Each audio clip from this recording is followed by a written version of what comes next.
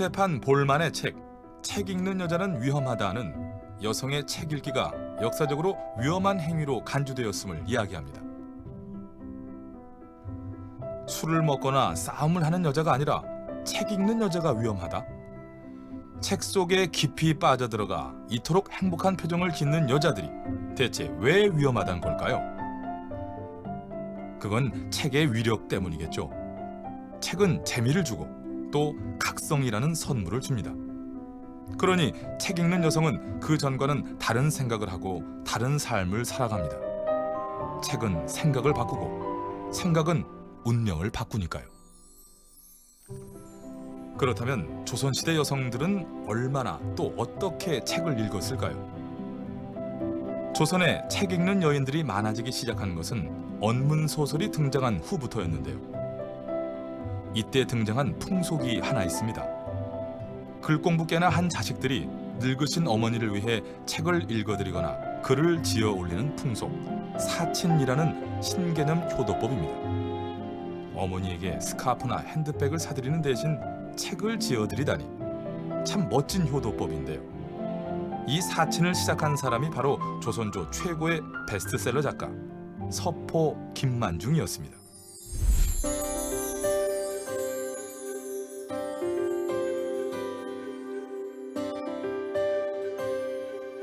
조선조를 통틀어 부녀자들은 물론 양반들 사이에서도 아주 잘 나갔던 베스트셀러 소설이 있었습니다. 세대와 계층을 초월한 인기 소설, 바로 서포 김만중의 구운몽과 사씨 남정기였습니다. 아마 요즘 같은 시대에 나왔다면 작가의 인쇄 수입이 톡톡했을 인기작이었던 셈이죠.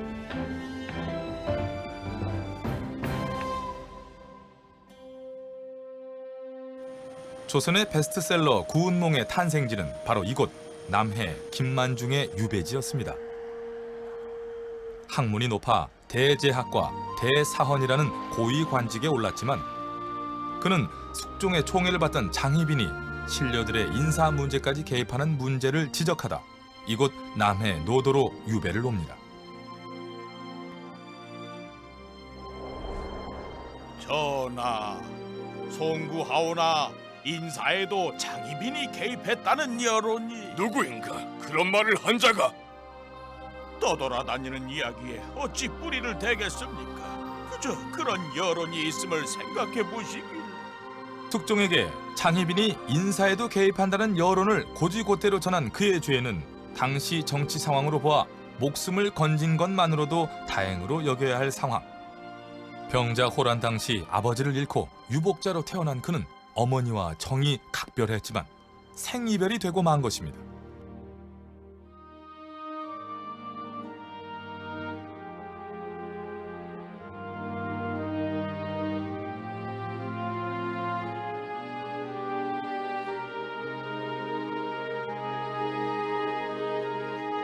그가 유배지에서 할 수 있는 일은 이야기 좋아하는 어머니를 위해 소설을 쓰는 일이었습니다.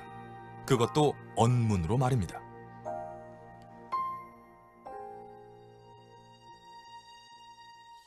오늘날 많은 사람이 고유한 우리 말을 버리고 다른 나라 말로 글을 지으니 설령 뜻과 느낌이 비슷하다 해도 그것은 앵무새가 사람 말을 흉내내는 것에 지나지 않는다. 그가 자신의 문집 서포만필에 남긴 말입니다.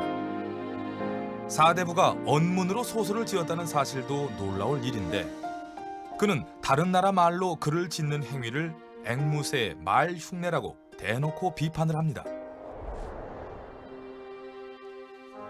시작은 사친, 어머니를 위한 글이니 언문으로 지었다는 명분이었지만 언문으로 글을 쓰자는 운동을 벌인 셈입니다. 그는 구운몽에 이어 사씨 남정기도 언문으로 씁니다. 언문으로 썼을 뿐 아니라 소설의 내용도 서민들의 입장을 반영합니다. 당시까지만 해도 소설이라 하면 홍길동전 같은 조금은 과장된 전기류가 대부분. 하지만 그는 당대의 사회 모순을 소설에서 직접 다룹니다. 헛된 욕망에 사로잡힌 출세지향적 삶이 헛된 것임을 구운몽을 통해 보여주고 장희빈 일파의 잘못을 사씨 남정기에서 비판합니다. 본격적인 언문 문학의 시대, 아니 문화의 서민 시대를 그는 열었던 것입니다. 그의 책은 수많은 책비와 책회들의 베스트 목록이 됩니다. 임금에게 바치는 글이 아니라 장터에서 읽히는 소설, 부녀자들의 안방에서 읽히는 소설을 그는 썼던 것입니다.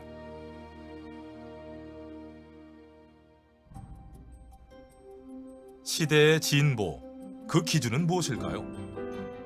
프랑스 혁명의 가장 큰 결과물은 왕족들의 궁궐을 누구나 관람할 수 있는 루브르 박물관으로 되돌려 놓은 것이라고 합니다. 진보의 첫걸음은 누군가만 누리던 문화를 누구나 누릴 수 있도록 되돌리는 일인지도 모릅니다.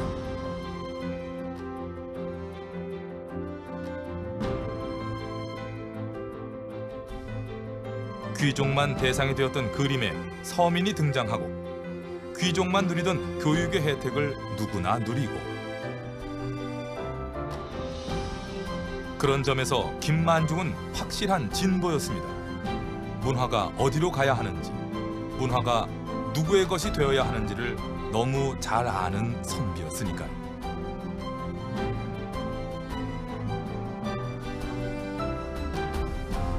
랄라랄라랄라랄라랄라랄라. 안녕하세요 여러분, 반갑습니다. 예, 송원주천생 여러분 안녕하세요. 안녕하세요. 예, 극혐이라고요? 뒤진다. 알겠어요? 예, 잠 좀 깨시죠? 예. 오늘은 여러분들에게 재미있는 옛날 이야기를 들려드리려고 해요. 여러분들, 자, 우리 수능 완성 제일 첫 번째 작품 뭐라고요? 그래, 사시 연대기. 아니다, 사시 남정기다. 그래. 자, 이 사시 남정기는 그동안 우리가 모의고사에 굉장히 많이 출제되었던 그런 작품이기도 하죠. 예. 왜 그랬을까라고 살펴본다면 아마 이 작품은 나름대로 어떤 목적을 띈 그런 어떤 소설이기 때문에 그렇지 않겠느냐라는 거죠. 여러분들 아마 인현왕후전이라는 걸 읽어보셨나 모르겠습니다. 바로 숙종의 부인이었던 인현왕후, 그를 몰아낸 우리 장옥정, 달리 말하는 장희빈이라는 인물 됐습니까? 예, 그것이 부당하다라는 것을 누가? 바로 김만중이 바로 이 사시 남정기를 통해 가지고 드러냈다라는 거죠. 옛날 일설에 의한다면 숙종이 이 작품을 읽고 난 다음에 자신의 잘못을 깨달았다라는 것도 있어요. 그러면은 다시 이 작품은 어떤 작품이냐? 바로 그러한 숙종의 잘못을 깨우치기 위한 일종의 목적 소설이다라고 보시면 될 것 같고요. 또 한편으로 본다 그러면 이 작품은 조선 사회가 가지고 있는 가부장적인 모습 속에서 우리가 흔히 말하는 달리 말하는 본부인과 후실 사이의 갈등 구조를 잘 드러낸 그런 작품이다. 그러면서 고전소설이 가지고 있는 여러 가지 장처 중에서 권선징악적인 어떤 결말이라든가 주제의식이 또 잘 드러나 있는 그런 작품이라고 할 수 있겠습니다. 자, 오늘은 여러분들에게 제가 일일이 설명하기보다는 여러분에게 재미있는 그런 우리 동화 속으로 한번 들어가 보자라는 거야. 준비됐어요? 자, 그러면은 들어가 보겠습니다. 이때 유할림이 서원에서 잔치를 끝내고 백자당에 이르러 달빛을 보니까 달빛이 너무 좋아요. 그래서 유할림이 교씨를 명해서 노래를 부르게 했어요. 교씨 노래 한번 불러봐. 그러니까 교씨가 말하기를 바람이 너무 차서 몸이 아파서 노래를 못 부르겠어요 하고 사양했더니 이 할림이 아니, 여자의 도리는 남편이 죽을 일을 하라 하면은 반드시 그 명을 어기지 못하는데, 아니 네가 그래 병을 핑계로 내 말을 거역해? 도대체 어찌 그게 여자의 도리라고 하겠어? 여기서 우리는 바로 이 유할림의 그 가부장적인 모습을 엿볼 수 있다라는 거죠. 아니, 아까 제가 심심해서 노래를 불렀더니만 부인이 그걸 듣고는요, 아니 꾸짖어가지고 여기한 노래로 집안을 요란하게 하고 또 상공을 미혹하게 하니까 이 만일 이후로 또 노래를 부르면은 내가 혀를 끊는 칼도 있고 벙어리 만드는 약도 있어. 그래서 조심해! 라고 하니까 제가 본래 가난한 집 자식인데요. 상공의인을 입어서 부귀영화가 이 같아요. 그래서 죽어도 한이 없겠어요. 근데 저를 첩으로 말미암아 상공의 천덕에 흠이 되면 어찌 되겠어요? 이상한데? 부인이 투기하지 않겠노라 하고 또 교시 대접하기를 후의해서 한 번도 불미스러운 일이 없었는데 이제 교시의 말을 들으니까 이게 무슨 까닭이 있지? 하고는 교시를 위로하여서 말했어요. 너를 취한 것은 다 부인이 권한 바야. 일찍이 부인이 너 대접하기를 극진해서 한 번도 낯빛이 변함을 보지 못했어. 이는 아마 그 종들이 참만을 꾸며낸 거야. 거짓을 꾸며낸 걸 거야. 그래서 부인은 본디 유순해. 결코 너에게 유해함이 없을 거니 너도 그래 부질없이 그래 염려하지 말고 안심해라. 알았어? 자, 여기를 통해서 우리는 유할림이라는 인물이 바로 이 교시의 말을 다 믿지는 않고 있다라는 걸 알 수 있겠죠. 어느 정도 사씨에 대해서도 신뢰를 하고 있다라는 거죠. 이러한 유할림이 이제 나중에 어떻게 바뀔까요? 이 말을 들은 우리 교씨는 어떻겠습니까? 그래, 마음속에서 뭔가 미흡하겠죠. 그래도 어떻게 하겠어? 어쩔 수 없지. 자, 이렇게 얘기할 수 있겠어요. 속담에 말하기를, 그래, 범을 그리면 그림에 그 뼈를 그릴 수 없다. 이건 무슨 얘기일까? 외적인 부분은 그리다 하더라도 그 내적인 모습은 그릴 수 없다는 거죠. 조금 더 이야기한다면 사람을 사귐에 그 마음을 알기 어렵다고 했으니 이 교씨의 공교한 말과 아리따운 빛으로 말은 공손하지만 사부인이 교씨의 안과 밖이 다름을 어찌 알겠습니까? 우리 사부인은 이 교씨란 여자가 소위 안과 밖, 달리 말하면 표리가 같지 않다라는 것을 어찌 알겠어요? 자, 여기서 나올 수 있는 고사성은 뭐가 된다고요? 그래, 표리, 부덕 이렇게 잡아주시면 되겠죠. 됐습니까? 예. 그러면서 또 예사 사람으로 알고 다만 음탕한 노래가 장부를 미혹할 게 염려해서 그래서 앞에서 우리가 이야기했던 것처럼 교씨가 그죠? 노래를 부르지 말라. 그러면서 이제 사부인에 대해서 흠을 잡았죠. 그런데 원래 사부인은 이 교씨에게 뭐라고 이야기했냐 그러면은 너가 그렇게 음탕한 노래를 부른다라고 한다 그러면은 자연스럽게 낭군의 마음이 미혹될 것이더라. 그래서 어떻게 했어? 그래, 진짜 간절하게 훈계를 한 것이었지. 그죠? 예. 그런데 이제 교씨는 그 말에 대해서 한을 품고선, 그죠? 예. 아주 낯빛을 끄며하게 꾸며가지고 그렇게 집안의 재앙을 빚어냈더니, 하하, 이거는 교씨의 아주 못된 투기였다고 할 수 있겠습니다. 자, 그 부분 여쭈 쫙 끊어놓고요. 바로 뭐라고 이야기할 수 있겠어? 바로 서술자의 저의 개입이라고 이야기할 수 있겠죠. 인물에 대한 평가라고 이야기할 수 있는 부분이 되겠다. 이해되겠니? 자, 그 다음 내용 갑니다. 하루는 12남매가 사부인 12들과 같이 놀다가 들어와서 교씨더러 말하기를 지금 추양의 말을 듣건데 부인께서 태기가 계신 듯하이 하더이다 하니까 교씨가 이 말을 듣고 깜짝 놀라서 아니 결혼한 지 10년이 지나서 그 아기를 가진다는 게 그게 진짜 이상한 일이야. 혹시 월경이 불순해가지고 그거 잘못 생각하는 거 아니야? 그 소문이 잘못 났는 거 아니야? 예. 하고는 겉으로는 아무렇지 않았는데 속으로 생각하기를 뭐라고 생각했을까? 이렇게 생각했다라는 거죠. 사씨가 정말 잉태해서 아들을 낳고 보면 나는 쓸데없이 될 것이니 이 일을 도대체 어찌하면 좋겠어 하고 혼자 애를 태우고 있는 동안에 사부인의 태기가 드디어 확실해지니 온 집안이 다 기뻐했죠. 그런데 이 사씨는 요 약을 먹이면 사부인이 죽겠다, 먹이자. 그러나 사부인은 구역질을 해서 다 토해냈어요. 그것이 바로 천지신명의 도움이라는 거죠. 그러니까 천지신명의 도움으로 간악한 수단을 쓸 도리가 없었던 거예요. 이 역시 마찬가지로 서술자의 평가라고 이야기할 수 있겠죠. 나중에 부인이 만삭이 되어서 아들을 낳으니까 그 이름이 인하라고 일컬어져요.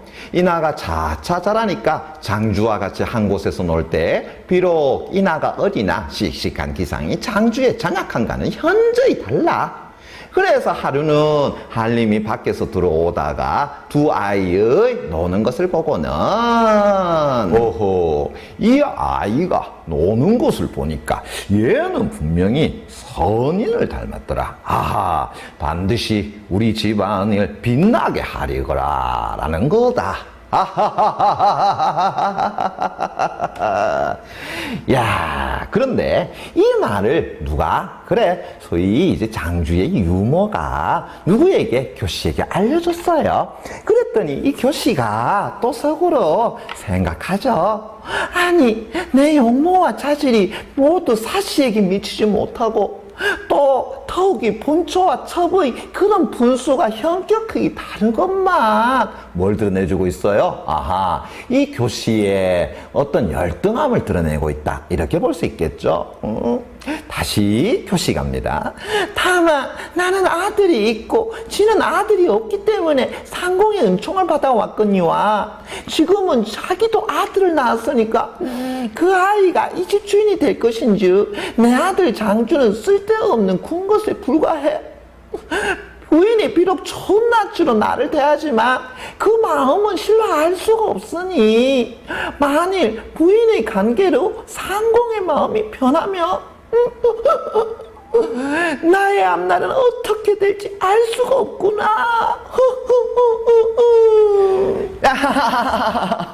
여러분 어때요? 재밌게 보셨나요? 예. 자, 일부의 내용에 불과하죠. 이후에 우리 교씨는 어떻게 했을까? 그래, 여러 가지 나쁜 관계를 꾸미겠죠. 그리고 사부인을 쫓아내겠죠. 사부인을 쫓아내고 난 이후에도 이 교씨는 사부인을 죽이기 위해서, 또한 바로 남편이 되는 유한림의 재산을 독차지하기 위해서 여러 가지 나쁜 일을 꾸미다가 결국은 그 모든 일들이 다 들통나서, 그리고 결국은 죽음에 이르게 됩니다. 자, 우리 옛날 이야기예요. 조금 미흡한 점이 있었지만 그래도 여러분들이 재미나게 들었을 거라 생각합니다. 여러분, 자, 이제 우리는 뭘 해야 되겠습니까? 그래, 여러 가지 상황을 봐야 되겠죠. 작품의 어떤 전체적인 내용을 여러분들이 익히셨다 그러면 그 안에서 시간의 흐름이라든가 공간의 이동이라든가, 그 다음에 서술자의 개입이라든가, 그 다음에 전기성의 유무라든가, 이런 것들 여러분들이 다 잡아줄 필요가 있다라는 이야기입니다. 자, 무슨 얘기인지 아시겠어요? 자, 그렇다 그러면 우리 바로 문제 한번 들어가 볼게요. 제 1번 문제, 그죠? 예. 윗글에 대한 설명으로 적절하지 않은 것은 이라고 이야기했다. 아이고야. 자, 고전소설이든 현대소설이든 간에 제일 첫 번째 묻는 문제는 뭐가 된다고요? 그래, 서술상의 특징에 관한 문제더라. 그럼 서술상의 특징은 뭐 잡아주면 된다고요? 그래, 선택지에서 핵심에 해당되는 내용을 잡아주시면 된다라는 거죠. 자, 그럼 키워드는 것만 미쳐볼까요? 두 공간이 반복적으로 교차되고 있다. 밑줄 자. 두 번째, 남성 중심적 가치관이 대화에 나타나고 있다. 역시 밑줄 자. 그 다음에 시간의 흐름에 따라 사건이 전개되고 있다. 역시 밑줄 쫙 쳐놓고요. 인물에 대한 서술자의 평가가 드러나 있다. 역시 밑줄 자. 그리고 인물의 내면 심리가 직접적으로 제시되어 있더라. 그래, 이런 것들이 전부 다 뭐가 된다고요? 중요한 키워드가 된다라는 것 알 수 있겠죠. 그죠? 예. 그럼 선택지부터 갑니다. 두 공간이 반복적으로 교차되고 있다. 아, 자, 물론 지금 이 작품에서는 공간적 배경이라는 것이 어느 공간이 나온다고요? 그래, 집이라는 하나의 공간이 나오죠. 또 저 앞에서 백자당의 혹은 서원이라는 여러 가지 공간이 나오기는 하죠. 하지만 이 두 가지 공간이 서로 반복적으로 교차되고 있는 것은 아니다라고 이야기할 수 있겠네. 그렇다면 다음 몇 번? 1번 끝. 이렇게 잡아줄 수 있겠네요. 그죠? 예. 그 다음에 두 번째, 남성 중심적인 어떤 가치가. 저 앞에서 우리 한림이 교씨에게 뭐라 그랬어요? 그래, 노래 한번 불러봐라. 자, 소위 말해서 남자가 시키면은 시키는 대로 해야 될 것 아니냐 라고까지 이야기하고 있죠. 어떤 말을 하고 있더라? 그래, 남편이 죽을 일을 하라 하여도 반드시 명을 어기지 못하거늘. 자, 이게 바로 뭐예요? 남성 중심의 봉건사회적 모습이고 또 가부장적인 어떤 모습이다 라고 이야기할 수 있겠네. 이해되겠니? 예.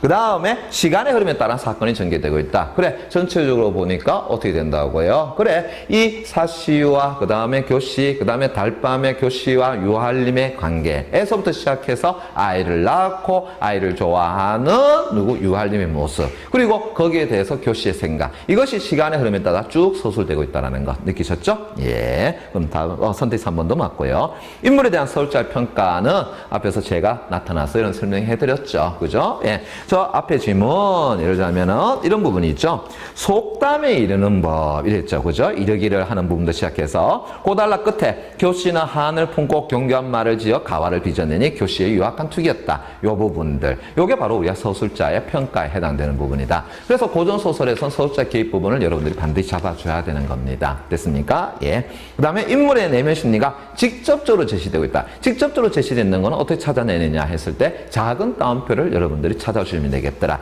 그래서 저 앞에 우리 교씨의 이제 생각 가운데서 부인이 투기하지 않겠노라 하고 또 교씨 대접하기를. 이건 아마 우리 유할림의 어떤 생각을 드러낸 것일 거고요. 그 다음에 뒤에 보게 되면은 뭐 소위 말해서 사씨가 정말 잉태하여 아들을 낳고 보면 나는 쓸데없이 될 것이니, 이것이 또 교씨의 내면 심리라고 할 수 있겠죠. 그걸 작은 따옴표로 묶었으니까 직접적인 제시다라고 이야기할 수 있겠네. 됐니? 예. 자, 그 다음 2번 문제 갑니다. 보기를 참고할 때 윗글에 대한 감상으로 적절하지 않은 것이라고 했는데, 보기는 여러분들이 조금 구분해서 볼 필요가 있더라. 그래서 작품에 대한 설명인가, 아니면은 작품에 나타난 사회적 배경에 대한 설명인가, 아니면은 그 작품에 대한 작가의 어떤 소위 말해서 경향이라든가, 이런 것들 좀 구분해서 여러분들이 볼 필요가 있다라는 거야. 그래서 작품에 대한 직접적 해설이라면은 여러분들이 그렇게 보고 싶지 않더라도 어떻게 해준다고요? 그렇게 봐줘야 된다라는 이야기입니다. 그래서 여러분들이 작품에 대한 직접적 해설과 작품에 대한 어떤 일반적인 경향, 그러니까 작가의 어떤 작품에 대한 일반적 경향 혹은 그 작품에 지어진 시대적인 상황, 이런 것들은 좀 구분해서 볼 필요가 있지 않느냐라는 것 됐니? 그래서 작가의 일반적인 경향이라면은 그것이 작품 속에 드러날 수도 있고 드러나지 않을 수도 있다라는 것을 여러분들이 확인해 주셔야 돼요. 그러나 작품에 대한 설명이라면은 그 뒤에 나온 내용은 반드시 우리가 작품 속에서 확인을 해 주셔야 된다는 거죠. 그걸 여러분들이 조금 구분해서 볼 필요가 있다는 것 됐니? 자, 그러면 이제 보기 내용 역시 마찬가지죠. 고전소설에서의 독자의 관심을 높이는 방법 중에 하나가 선악인의 어떤 성격, 그 다음에 용모, 지휘 능력을 대립시켜서 갈등 구조를 선명하게 하는 것이더라. 특히 가정 내의 갈등을 다룬 고전소설의 경우 바로 이 작품이겠죠. 그죠? 이런 선악 대립이 뚜렷한 갈등 구조를 취하는데 주인공이 악인에 의해 위기를 맞게 되지만 결국에는 승리자가 되는 과정을 보여줌으로써 독자의 관심과 흥미를 자아내고 나아가 권선징악의 교훈까지 얻을 수 있게 해준다라는 거. 아이고야. 지금 보기 내용은 일반적인 내용이죠. 됐습니까? 그러다 보니까 이 내용이 지문 속에서 확인할 수 있는 부분도 있지만 확인할 수 없는 것도 존재한다라고 여러분들 보셔야 돼요. 그러면 이런 것들은 어떻게 푸느냐 하겠을 때 바로 선택지를 유심히 보는 거야. 그래서 위에서 다룬 내용에 대한 해설 내용이 그렇게 해설할 수 있느냐 없느냐를 여러분들 중심으로 보셔야 돼요. 보기에 있다고 해서 그것이 반드시 맞다라고 여러분들이 생각할 수는 없다라는 거죠. 그걸 여러분들이 유념해 달라는 겁니다. 그러나 만약 보기에서 이 작품에 대한 설명을 그렇게 해놨다 그러면 여러분들은 반드시 어떻게 매치를 시켜서 봐야 된다는 거죠. 됐습니까? 예. 그럼 선택지를 보세요. 사씨가 음탕한 노래를 부르는 교씨를 훈계한 것으로 설정. 그렇죠? 앞에서 우리가 서술자의 평가를 통해서 확인했었죠. 그래서 사씨가 교씨도록 노래를 부르지 마라 라고 이야기한 것은 소위 말해서 음탕한 노래이고 또 그것은 난군으로 하여금 미혹되게 만드는 것이다. 그래서 훈계를 한 것이죠. 앞에서 교씨가 느낀 것처럼 소위 말해서 내 칼로 죽이겠다. 뭐 이런 어떤 협박은 아니었던 것이지. 그죠? 예. 자, 여하튼 그렇게 설정해서 사씨의 선인으로서의 면모를 드러낸 것이다. 그래, 그렇게 본다 그러면은 사씨가 선한, 달리 말하면 악인의 모습이 아니라 올바른 교훈을 하고 있으니까 선한 사람이라고 이야기할 수 있는 거 아니겠어요? 그죠? 그다음 두 번째, 사씨가 10년 만에 임신했다는 소식을 듣고 희한한 일이라고 말했는 교씨의 모습을 보여주어서 교씨의 악인으로서의 성격이 부각하고 있다. 아, 그런데 이 부분은 그렇게 되지는 않죠. 자, 앞에서 우리 교씨의 말을 가만히 살펴보면은 이런 이야기가 있죠.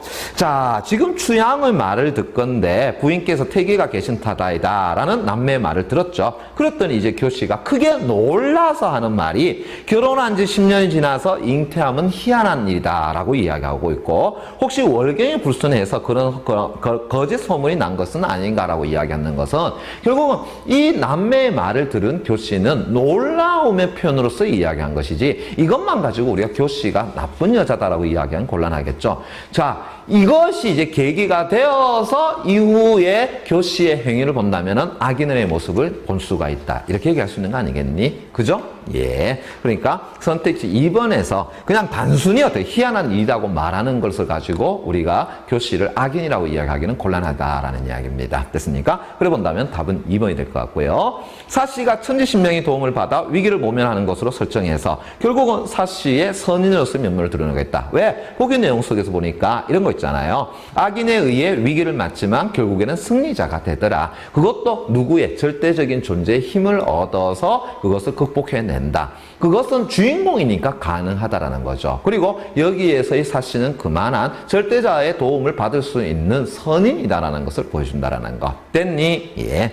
그 다음에 사씨의 관계로 상공의 마음이 변할 것이라고 예상하는 교씨의 언급을 넣어서, 그죠? 맨 마지막 부분 나오죠? 교씨의 악인으로서의 면모를 보여준다. 이거는 왜 그러냐 하게 되면은, 교씨가 악인이 아니다라고 한다면, 사부인이 사씨가 그러한 생각을 할 거다라는 그 자체를 어떻게 한다고 생각하지 않을 거란 이야기죠. 근데 이 교씨는 자신의 마음이 그래서인지, 바로 사씨도 자신과 동일할 거다라고만 생각하고 있죠. 무조건 사씨를 나쁘다라고만 생각하고 있죠. 어떻게 했어? 부인이 비록 좋은 낯으로 나를 대하지만 그 마음은 실로 알 수 없고 부인이 관계로 상공의 마음이 변하면 나도 앞날이 어떻게 될지 모른다. 한편으로 본다면 두려움의 표현일 수 있겠지만 이렇게 생각한다는 자체가 바로 이 사부인을 나쁘게 평가를 낸다는 거죠. 무조건적인 어떤 나쁨이라는 거죠. 그것은 교씨라는 인물이 부정적이고 악인이기 때문에 그렇게 생각할 수 있다. 이렇게 본다면 선택 4번을 여러분들이 조금 이해할 수 있지 않겠나라는 생각이 듭니다. 자, 그 다음 5번. 사씨에 의해 교씨가 악행을 뉘우치고 징벌을 받는 결말로 나간다면, 아하, 작품의 어떤 결말, 권선징악적, 그리고 작품의 주제적인 측면에서도 권선징악적 교훈까지도 우리가 전달을 받을 수 있지 않겠느냐라는 거. 그렇다면 선택지 5번은 맞다는 걸 알 수 있겠죠. 그죠? 자, 3번. A부분 나타난 교씨의 심리 몇 줄자 표현한 것으로 가장 적절한 것은 이라고 얘기했는데, 결국은 다른 것이 없죠. 걱정하고 근심하는 그런 모습이더라. 그걸 나타내고 있는 거 찾으면 결국은 선택지 2번, 노심초사라고 하고 있을 수 있겠죠. 그래서 마음을 수고롭게 하면서 애를 쓴다라는 것. 됐나? 나머지 견문발검이라든가 중상모략, 어부지리, 환골탈퇴는 여러분들이 많이 익혔던 부분이죠. 그래서 견문발검이라는 것은 소위 하찮은 일에, 사소한 일에 우리 성을 낸다. 그래서 목이 보고 칼을 빼낸다라는 것. 그죠? 그 다음에 중상모략이라는 것은 소위 근거 없는 것으로 상대방을 비방할 때 우리가 중상모략이라고 이야기하고, 어부지리라는 것은 남과의 다툼에서 제3자가 얻는 이익을 우리가 어부지리라고 이야기하죠. 그다음에 환골탈퇴는 모든 것을 다 바꿔버리는 거야. 그것도 부정적인 측면이 아니라 긍정적인 측면으로서 소위 말해서 뼈, 그 다음에 살, 그 모든 것을 다 바꾸는 것을 가지고 우리가 환골탈퇴라고 얘기하는 거야. 그래서 좋은 모습으로 바뀌는 것을 우리가 환골탈퇴라고 한다는 거. 그거 잊지 마세요. 그래서 고사성어에 관한 것도 여러분들이 뜻 하나하나를 정확하게 익혀둘 필요가 있다는 거 아시겠습니까? 예. 자, 여러분 다음 시간에 뵙도록 하겠습니다.